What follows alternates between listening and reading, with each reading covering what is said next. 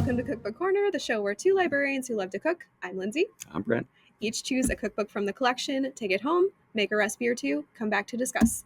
Brent, what All cookbook right. did you choose today? So this time around, I have got the Pho Cookbook by Andrea Nguyen. And for anybody that is fluent in Vietnamese, please excuse my pronunciation. This is not a language I have a lot of experience with. Okay. What have you got? Hold on, let me get my... I chose this real big, real heavy, real wonderful cookbook called Start Here by Sola El Whaley. This came out in October 2023, and I've been curious about it ever since. I don't know why it took me so long to take a look, but I have to say it was a lot of fun. You showed it to me, and there looks like some really interesting stuff in there. It's a tome for sure, but I like a tome. So, okay. All right. So, want to tell me what made you choose this particular book, and what recipe have you brought to tell us about today? Okay, great. Yeah. So when I was going up and down the aisles, kind of looking around, one of the things that caught my eye was, this is a whole book about pho. And this is something that I didn't discover until I was well into my adult years. But I have discovered that I like Vietnamese food, and I particularly like pho. I've dabbled in it before, but I wanted to learn a little bit more. And this has proved to be a good place for that. I went with a chicken version for this time around, and I modified it slightly because I used turkey. So, for those who don't know, what is pho? Can you give us a little synopsis? So it is a soup that is typically based with a meat-based broth. The most traditional version is typically beef-based. It is a very clear broth that is usually highly seasoned. It's typically got rice noodles in it and some garnishes on top, and it is almost always got meat in it. Beef, chicken, seafood, something along those lines. It's got a lot of flavors to it. Awesome.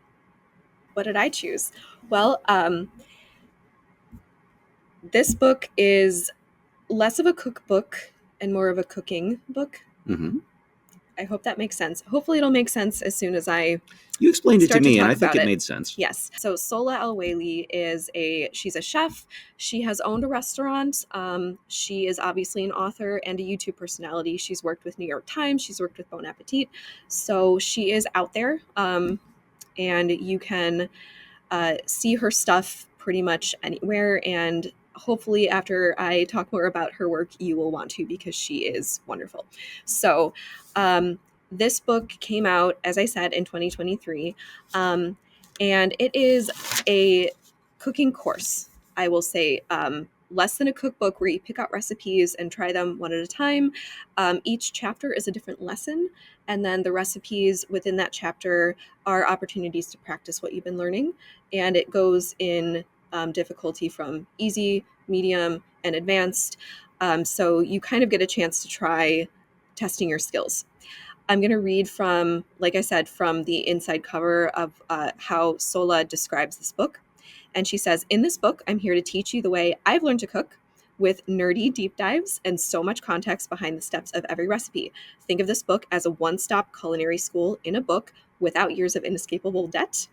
It will teach you foundational techniques and basic food science to hone your skills and intuition, whether you're a skilled culinary veteran who wants to look at things from another perspective, or you've never even boiled an egg." So, in so many words, you had me at nerdy deep dives. You had me at so much context. When I open a book and I see a cookbook and I see like pictures of protein molecules and like the pictures of the steps of everything you're doing and explanations and just all this information, I gotta know. I gotta look at it. I think in more recent years, when I've become a little bit more into cooking, my preference for cookbooks has gone more towards a referencey type of book rather than here's a bunch of recipes, make whatever.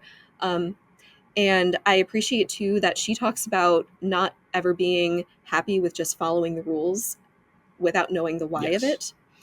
She said even in culinary school, she would be told how to do something, and you've probably learned this with your background as in professional kitchens, when they say, "Oh, just do it this way," and don't ask why, just do it this way. It's how it's done, Mm-hmm. right?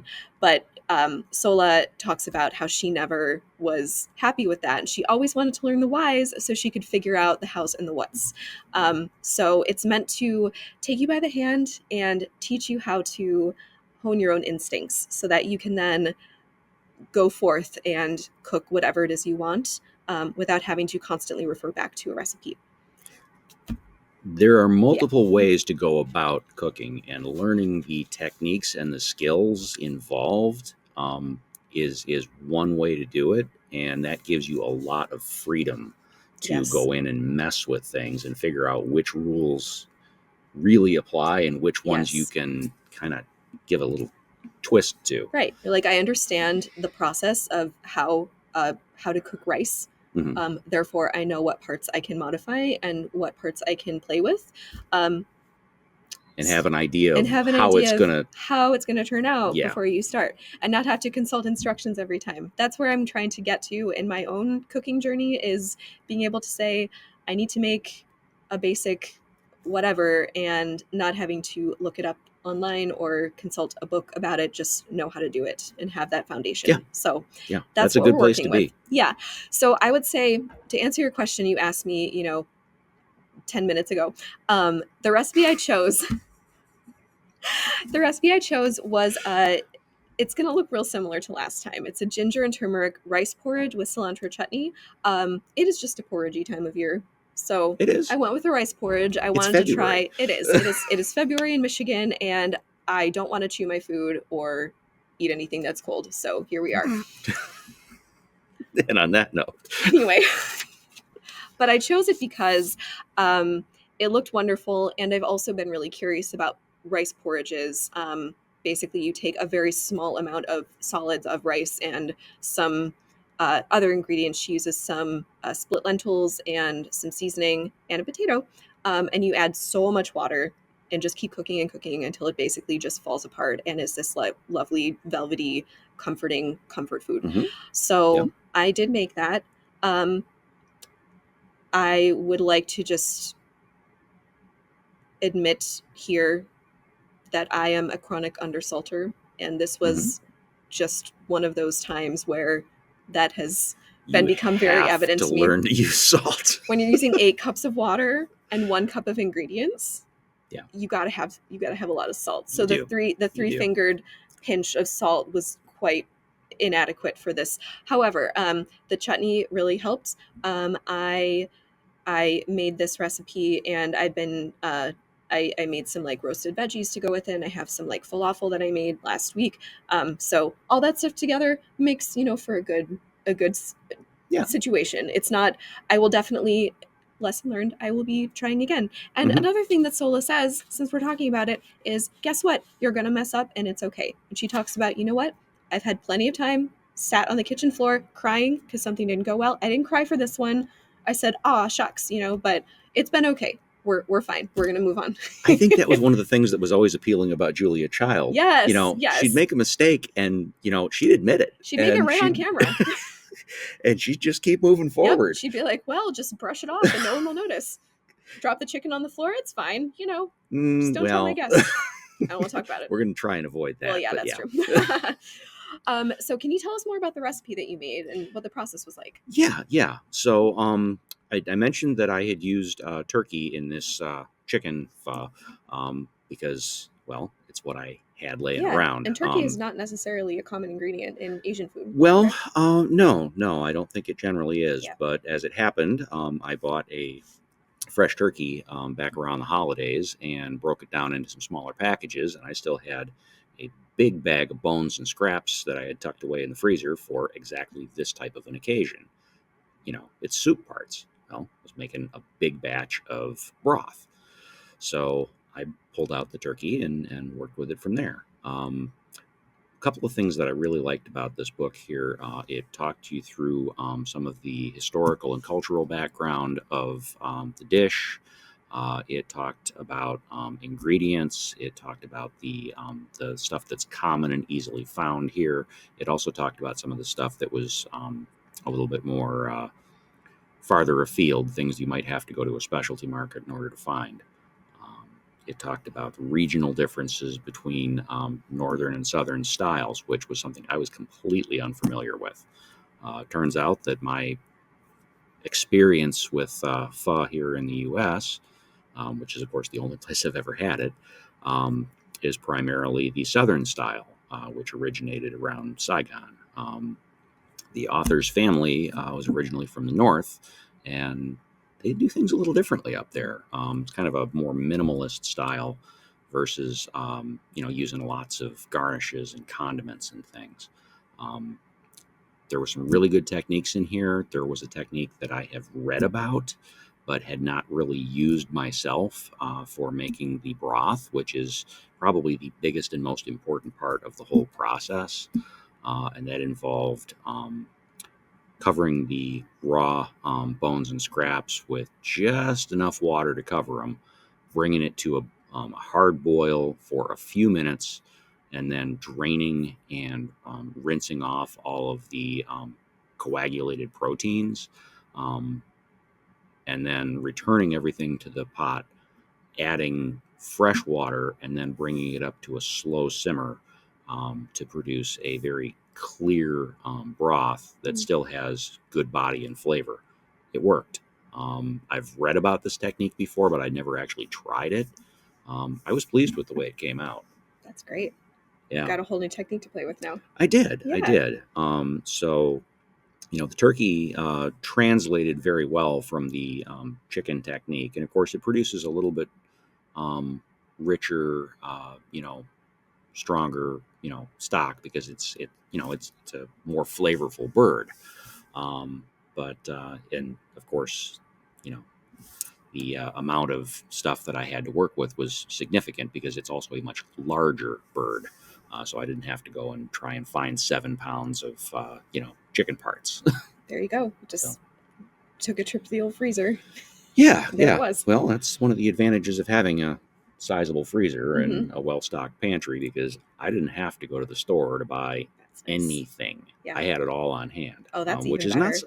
well. It's Mm-hmm. not something everybody's got. Mm-hmm. There's some more exotic ingredients in here, and one of the reasons that I went with the recipe that I did is this was simpler and wasn't going to involve as many specialty ingredients as some of the other recipes in here. Um, I think it's good to start with a simpler yeah. recipe when you're trying a new book because then if you don't like some aspect of it, it's Yeah. easier to pinpoint what it might have been Oh, instead of also you're not dropping a bunch of money on a bunch of stuff you can't use yeah. anymore. Yeah. So it's a good way to see like how does the recipe work? How do the instructions work for me? Hmm. Was it easy to follow? Did it have the results I was expecting? Yeah. And if so, then you can move on to um, more committed sorts Yeah. of Yeah. examples. And one of the things we had talked about between ourselves, this does focus on meat based broths and stocks, but it's got a couple of things in here for vegetarians, and uh, she does specify that culturally, it's widely considered to be ridiculous to make pho without meat. Um, there were some instructions in here on how to make vegetarian versions, including two that were one that was supposed to mimic a chicken stock and one that was supposed to mimic a beef broth. Now, I did not play around with the one that mimicked the beef broth. I did play with the one that was supposed to mimic the chicken stock, and that called for some nutritional yeast, which is something you had on hand, and I you did. you loaned me some. Um, I tried it. I would never mistake this for chicken stock. It wasn't No. bad. It wasn't to my taste. You said you thought it was fine. So To me it tasted like and I'm saying this in a way that is a statement and not a judgment. It tasted like, boxed vegetable yeah, stock that I've had. A lot of those include like a hydrolyzed yeast or yeah, the I buy the bouillon like in a hmm, jar, the vegetable stuff, and you just add water as needed. But that often includes some kind of like yeast extract as a yeah, flavor. Um, I thought it was fine, and I agree with you though. It was not a dupe for chicken anything. yeah. No, Um, it did not taste like chicken broth. I'm it very tasted sorry, like but vegetable yeah, broth. So it was a perfectly serviceable vegetable broth, which I appreciate. Yeah, and you have brought me some, which I'm going to take home and play with also. yeah. Probably cook some some rice in it or something, but Do we'll whatever see. you want. You're like, do whatever you want. It's not my problem. None of my business. Yeah. But It no, wasn't to my taste. I nice didn't that care for it. it's nice that you got to try. And Mhm. but to your point, what they say about, yes, that we can do a veggie version of this, it won't be authentic. It'll be kind of its own Yeah. thing, Yeah. which you kind of have to just go, okay, and move forward. It's like, this is traditionally meat based, therefore Mhm. we can do accommodations, but it's not going to be a one-to-one Yeah. comparison. Well, and this is a So very different type of soup than Mhm. your European style soups, because Yes, this is more of a composed soup. I do And tend to prefer those. I what I don't like when mean, all the ingredients yeah, sit there and just get mushy, what I mean by that is that not everything is all cooked together. Mhm. You assemble a lot of things in the bowl, and then you add hot broth to it, and then you add garnishes and everything. This will bring you a completely different take on the concept of chicken noodle soup. Mhm. At heart, it is chicken noodle soup, but it is very different than Campbell's or anything that you've had. Oh yeah. With more of a traditional Midwestern style. Yeah. And it is still, as far as I'm concerned, it's soup season until well into April. So if you're looking for, Vietnam's a tropical country. They eat this stuff for they eat this stuff breakfast year year round. round. Yeah. So it doesn't even have to be cold outside. But if you're No, looking it doesn't. for maybe to change things up a little, if all you've run through all your, your soup repertoire at home and you're looking for something a little Mm. more interesting to try, this would be a good departure. Yeah, this has got a lot of very fresh flavors to it. Yeah, that's really Yeah, it necessary is. too. Again, it is a very different experience than the old chicken noodle or matzo ball soup or anything Hmm. like that. Hmm. It's a Which are also wonderful, complete. but They it's, are, but they're very different. yes.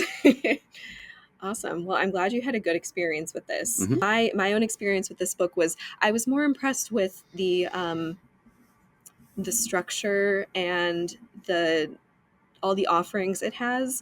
Hmm. The recipe I chose, like I said, not my best attempt, certainly not my worst attempt, but Certainly, certainly not my nice. worst. Mhm. I got that. Let me just, yes, let me just say, but going through, I just, as an overall review, is this cookbook worth your time?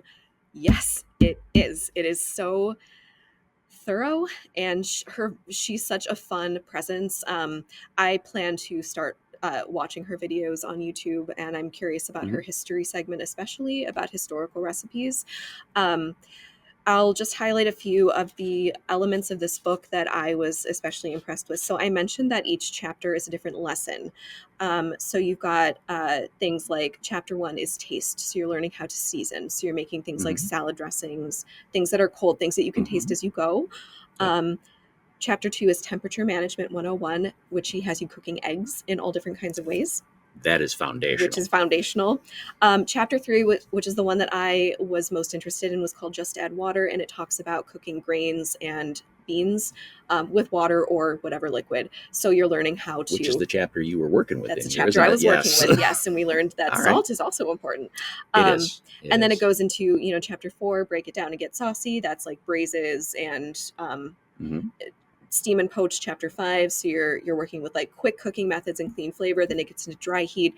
What I especially appreciated, as a, I would call myself a baker, not necessarily a cook, but I have more confidence in the Mhm. baking realm. She gives just as much weight to the pastry side of things as she does to the savory side. Mhm. Because she says, listen, if you're wanting to learn everything and have these foundational techniques, pastry houses a lot of those foundational techniques too. It is very scientific. It is. And she said a lot of these things, you're learning savory cooking versus pastry. They seem like opposing techniques and opposing They're approaches. not. They they can be, Yeah. because sometimes the approach to cooking is like, jazzy, just like take whatever, taste as you go, improvise. But with baking, it's like, no, you're weighing things to the gram. You're making sure that butter is this exact temperature. Mhm. So the approach can feel like two different personalities. But Mhm. from her experience working in professional kitchens, she does say that she was often the only woman in the kitchen. So she would be called upon by default, because it was considered pastry is like, oh, that's what the woman in the kitchen does. So she would, she'd be at her station making, doing her prep for the day. And they'd say, Mhm. hey, go and do the desserts too. Yeah. So she ended up using that as an opportunity I've to seen that learn firsthand. Yeah. everything. So it became an asset. Mhm. And I loved that dessert and breads and things like that are not the afterthought, but they are several chapters at the end of the Hmm. book, where you can learn all about um, things like meringue, like whipping egg whites, making those different forms of Hmm. leavening, and uh, things to do with butter, using cold butter, using softened butter, and the Oh applications it yeah, has for everything. totally different. So many things. And so those are the lessons. I will also say, as a librarian, I appreciate good systems of organization, Hmm. and as I'm sure you do too. Yep. The chapters I said are lessons, so you've got your chapters divided into lessons. She has a second table of contents that just has recipes. So if you're looking for salads, soups, main courses, desserts, etc., you can go straight to them that way. So you can either navigate the book by lesson or by recipe, which is very helpful. Hmm. And she also has some great sidebars. She has a get loose section for a lot of recipes. It's called Get Loose, but it's ways to modify and improvise once Hmm. you've got the basic technique down. She's like, Yes. oh, try it this way, try it that way. Hmm. Um, at the end of the book, she has menus graded by level of difficulty. So she's like, oh, here, if you're having a cocktail party with people you want to impress, level is intermediate, 8 to 12 people, and then gives you a game plan for the Hmm. recipe she suggests. So she's like, okay, on 2 days before, you're going to do this. One day before, you're going to do this, and then a few hours before, here are the steps. So she actually breaks it down and gives you what you need to do to accomplish this instead of just dumping the information and saying, figure it out, There's which a is reason this book super weighs 8 important. pounds. I love it. I love it. And then there's also, for the more advanced recipes, she'll often include a section called What the Hell Happened? In which she says, okay, here's what mostly in most times if something goes wrong, here's what goes wrong. Why do you think that happened? Your mayonnaise broke. Hmm. Here's what may have happened. Here's how to fix it. So she Yes. doesn't just give you the recipe and then leave you to your own devices. She walks you through and says, here are the most likely scenarios. Here's how to fix them. Hmm. Here's when you really do have to just start over. But she gives you outs. So it's not Yes. like you failed, too bad, throw it out. It's like, no, we can try, and we're going to try. Sometimes you can save something. We can, yes. Not And always, but so sometimes. it's very much it's all of it. It's a course, right? Hmm. So Yeah. if you were to check this book out, I would recommend, you can try the recipes by themselves.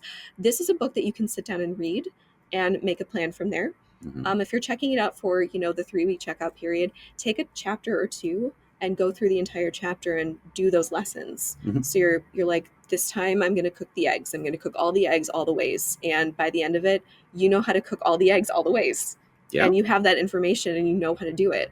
Maybe the next time you're like, I really want to make the best cookies. So flip to that chapter on butter, and she takes you through all different ways to make things that Hmm. include butter, which is cookies. So, for Well, example, not all cookies are butter based. listen,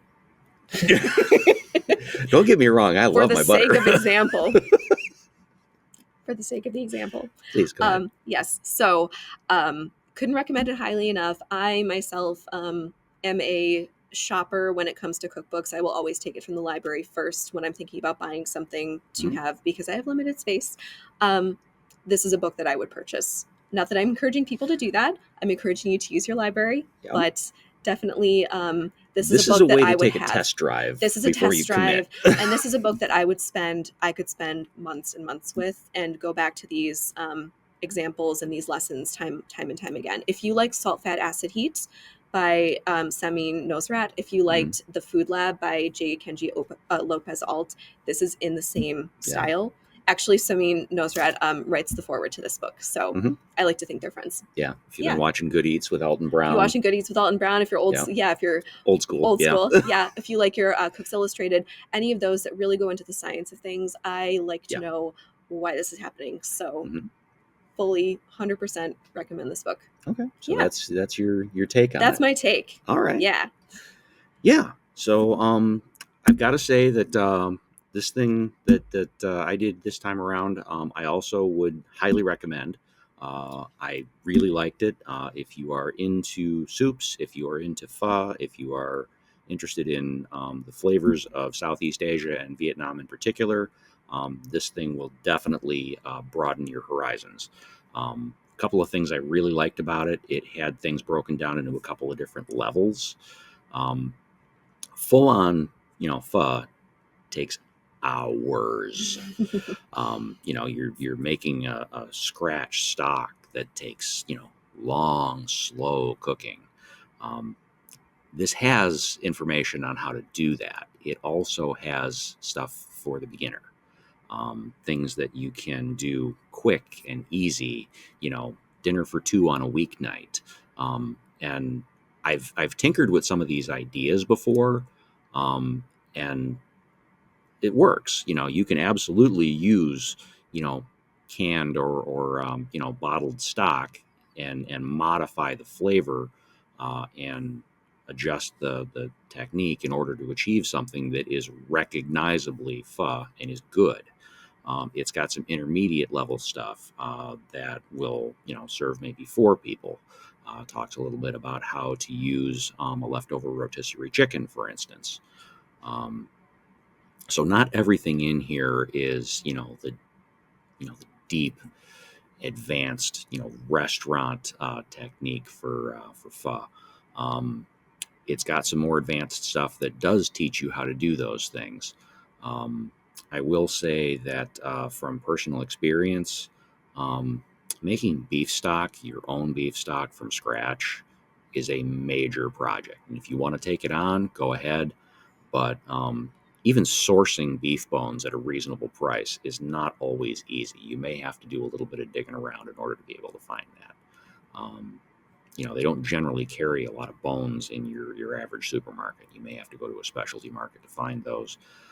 If you do find bones in the grocery store, they're usually going to be marrow bones, which are nearly as expensive as actual meat. You can drop 30 or $40 on ingredients and serve, three people pretty easily. You don't have to go that direction.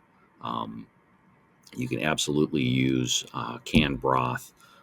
You can absolutely, use chicken parts. Leftover rotisserie bird, leftover turkey, worked out well. um, and it doesn't necessarily have to take, you know, 24 hours and cost you half of your weekly pay. um, this has got information on how to do that um, the right way, and also to do something that is quicker, easier, and still very acceptable. It also includes information on accompaniments, appetizers, condiments, salads, and even some stir fry dishes. So it's Hmm. not just on how to make the soup. um, I thought it was impressive. I liked it. I was very pleased with this book. Yeah, I was snooping a little when you walked Yeah, away just before we started filming, and I have to say it was it's a a treat. well-made book Yeah, too. I've they seen have a some stuff drinks that chapter at the back. Like, I did see that. yeah, I yeah. did see that, and that So didn't particularly appeal to me. nice to But have if you're going for the whole but experience, yeah, though. if you're into a Yeah, cocktail, this has got a different way of approaching a couple of things. or Vietnamese coffee that's Yes, in there too. yes, I Hmm. did see that, Caught and my I eye. am kind of a coffee person, but Yeah. the idea of the sweetened condensed milk doesn't really appeal to me. Well, It, stylistic things. A lot of might people appeal to love it. someone. It Yeah. doesn't sound like my thing. Yeah. Great. So 10 out of 10 would recommend. 9 out of 10 for sure. 9 out of 10. Yeah. Yeah, Yeah. absolutely. Awesome. An A plus. Great. I'm very happy with this book, and I would definitely continue playing with it over the course of time. Wonderful. All right. Well, it sounds like we both had a good time this month, and we Oh, will absolutely. choose our next cookbook, and we'll see you again in April. Sounds good. All right. Take Bye. care.